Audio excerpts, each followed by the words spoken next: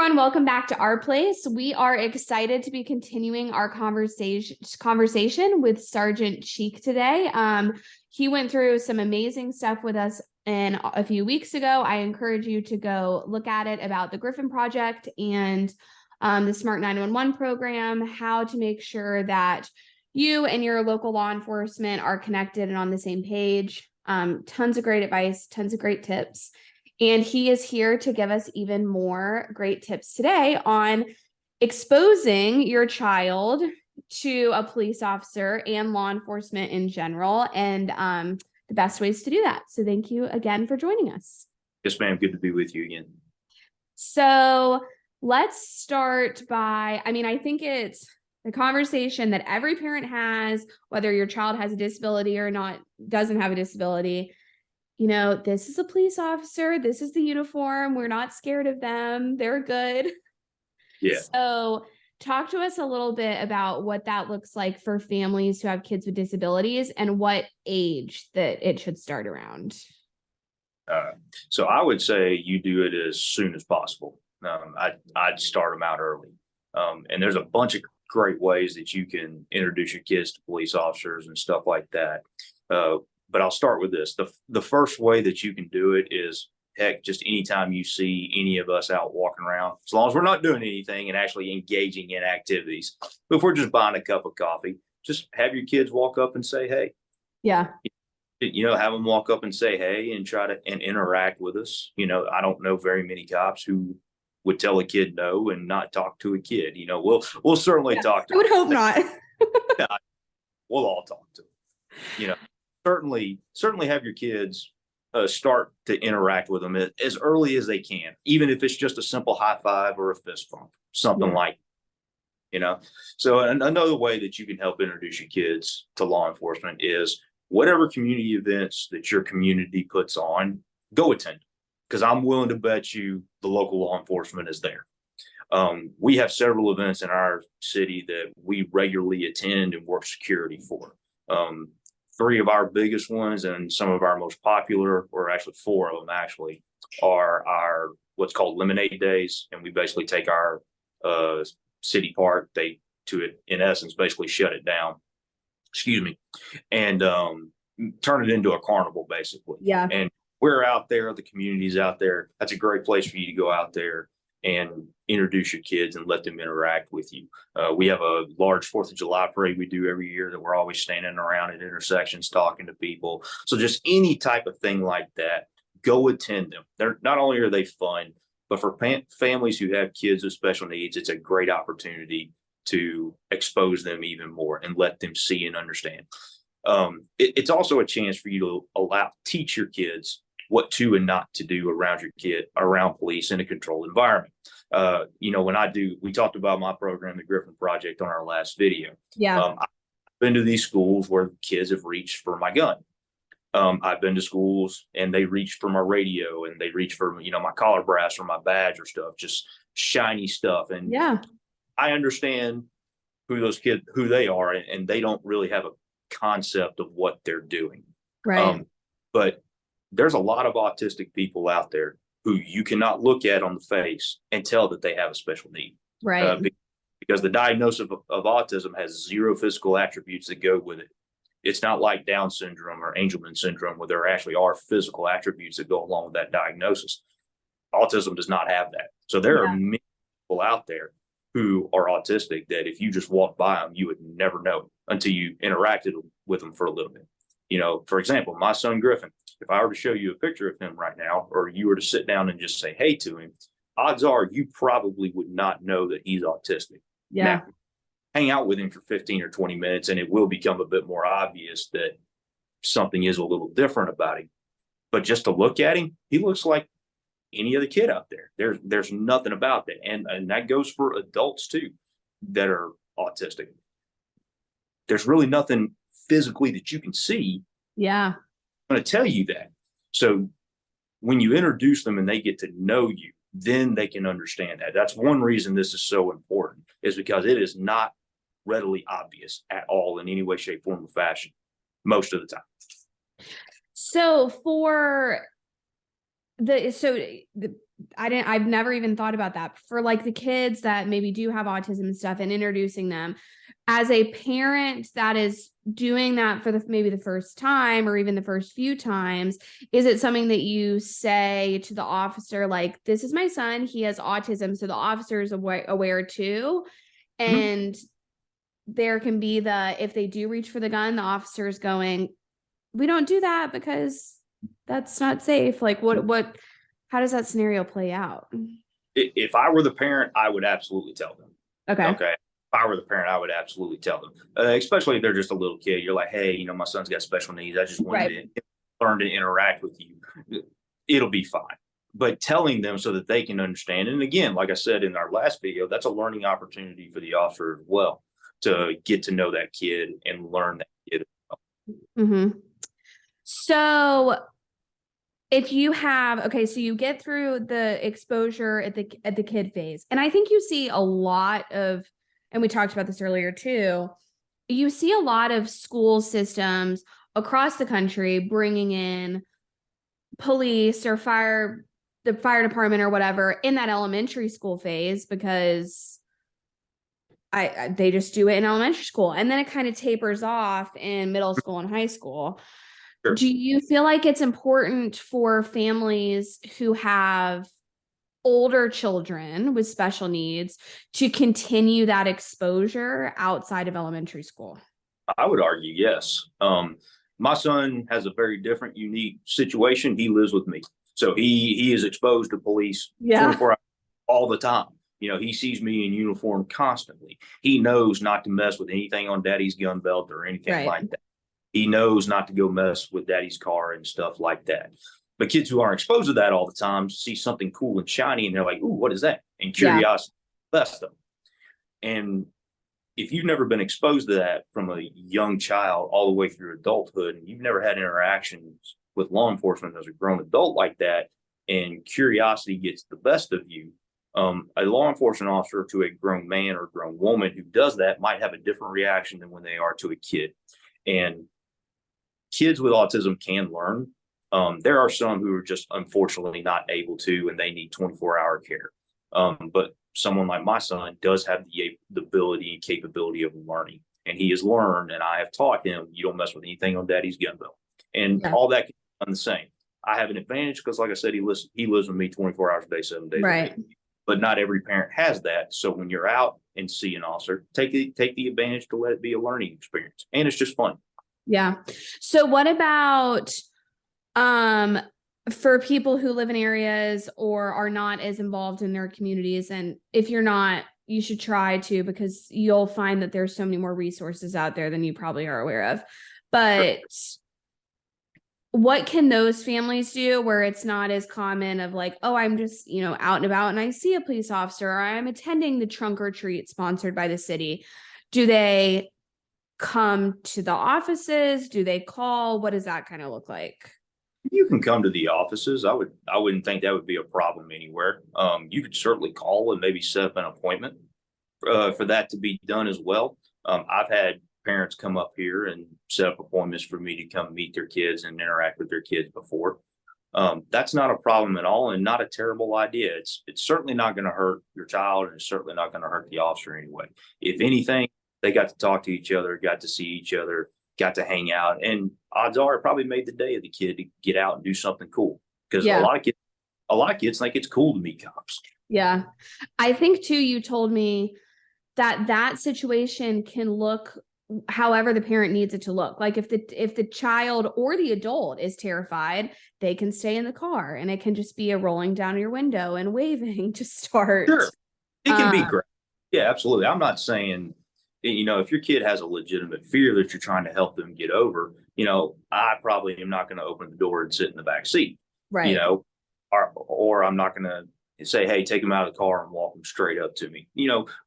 You can work with your local law enforcement and help them baby step it into it. Yeah.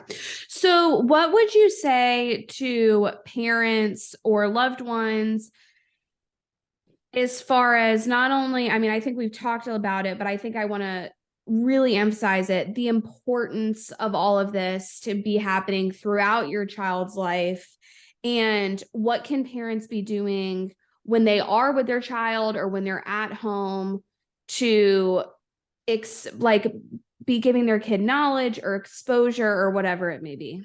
It is a constant learning, and Yeah. and it is something that needs to be reinforced. Would I beat your kids over the head with it? No, I wouldn't do that.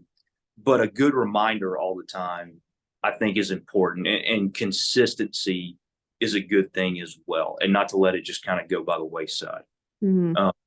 You know, like I said in the last video, we are an entity of society that is, number one, necessary, and number two, we are not going anywhere. Law enforcement is here to stay, no matter what some people try to say or call for.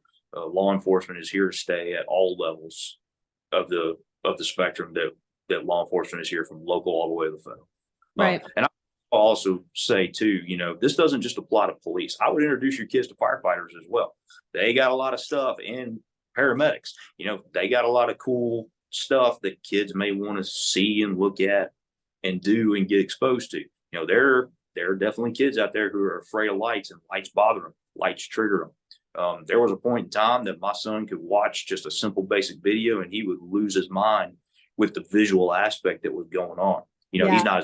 He's not as bad now, but there are some kids out there who loud sounds bother them, flashing lights bother them, shiny things bother them. This box that has a random voice coming out of it could potentially bother these kids as well. So exposing your kids to that and helping them understand that it is okay, it is here to help you, is vital, especially if you have a child who can one day live on his own. Yeah. I will say too, on that kind of same topic, the importance of that, especially when it comes to the fire department, because if there ever is an emergency where your child, or if they are an adult living on their own, is in a situation where there is a fire, it always involves loud sound because the fire detectors and the smoke and everything. And so exposure to that piece of it could be a life or death situation one day for them. So it's important to expose them to that piece as well.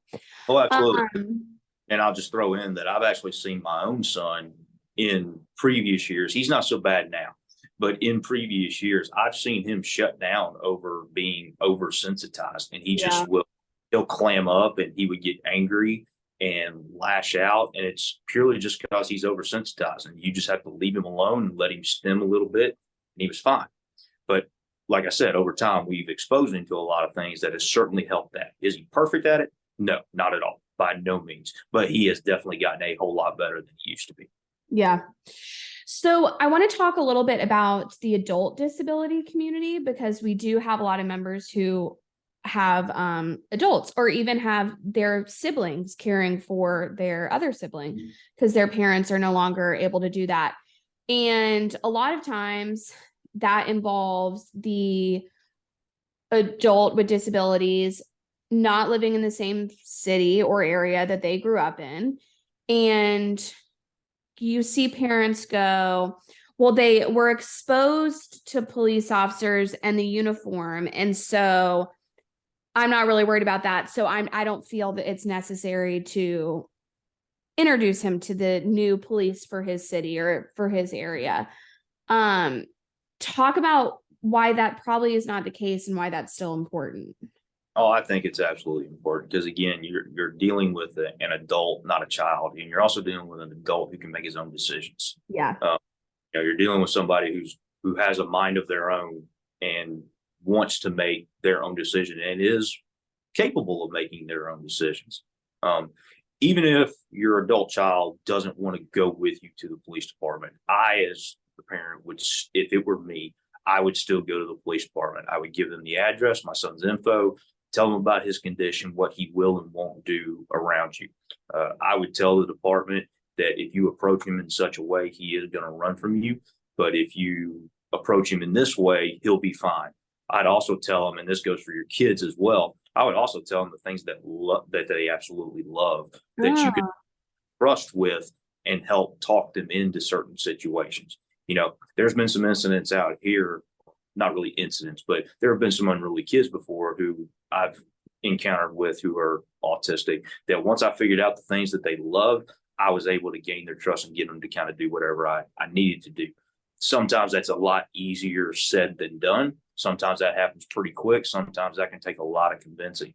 But I would absolutely tell those agencies, child or adult alike or teenager alike, the things that they love that'll help you gain their trust, and the things that they hate that'll cause you problems. And you can put that in a file. So like if somebody did that in Dunwoody and they spoke to you, but somebody, and then their child ran and you were not the officer that was handling that situation, would there be a way for the officer who is handling that situation to get that information? So basically, if somebody were to walk in the lobby today with their special needs child, want to talk to me and say, hey, I'd like to tell you about my kid in case you have Yeah. any your what I can do is we can simply do a electronic field card. When I do that electronic field card, I can input all their information, name, date of birth, address, height, weight, descriptions, all those kinds of things. And then I can put in the notes what the parents have told me about them, their condition, and all those types of things. I can also put alerts in there for their condition as well. And when I save that and we go through an approval process, it instantaneously hits our records management system. So the next time that individual's name is checked through our database, it's going to pop up on an officer's dispatch screen. This is separate of Smart 911. Okay. This is separate of Smart. Is it common? Is that common throughout like all police stations, or is that unique to your guys, do you think? It's becoming more common, and it really depends upon the CAD and records management system that you're working with. Okay. Like, for example, the records management system we use and work with interacts with our CAD system as well. And there's a lot of people who have what we have. The company is currently called Central Square. It used to be called something else, but the way ours works is, and this is for us and anybody who has the exact same software. This doesn't apply to anybody who has a different software. But when I enter that and it's approved, not only does it go into my records management system for us to see and our officers to see on the road, any officer who has access to that information via the same software system, there's a connecting website that's called Police to Police. And if I go into there and I run that name that I just entered, every agency who is a member of Police to Police has access to that info. Okay. And now, again, that's not inclusive of every police department. You have to have all that in place. But I mean, go and ask that. It's kind of too. I mean, I think hearing about how you guys operate and all of these things can help equip families with the knowledge to go to their police station and ask what that looks like in their city or in their county. Because I'm sure if it's not that exact system, there's something similar, I would hope. And I'm sure there is something, and like I said, that's just specifically to the software that we have. I'm sure there's software that are similar to that would do something very similar. Smart 911 is one of them. Our particular system is like that, but ours also interacts with our dispatch as well. So if the agencies that are on our same dispatch company, like our dispatch is a private organization that we contract to do our dispatching. Any of the agencies that they dispatch for, if they run that name, it'll pop up with my local hit as well as to the information that's available to. Yeah. Okay. Well, guys, I think this has been so helpful and I cannot thank you enough for your time and information. Lean on your local law enforcement, your police stations, your firefighters, take your kids in, call and make an appointment. I mean, I think you guys installed my car seat when my son was born. And so you guys are so helpful and have so many resources. And so I really want to encourage families to, call and ask or go in. I don't think there's any harm in that. So again, thank you so much for your time. And if anybody has any questions, reach out to us and we will get you guys an answer. Thank you.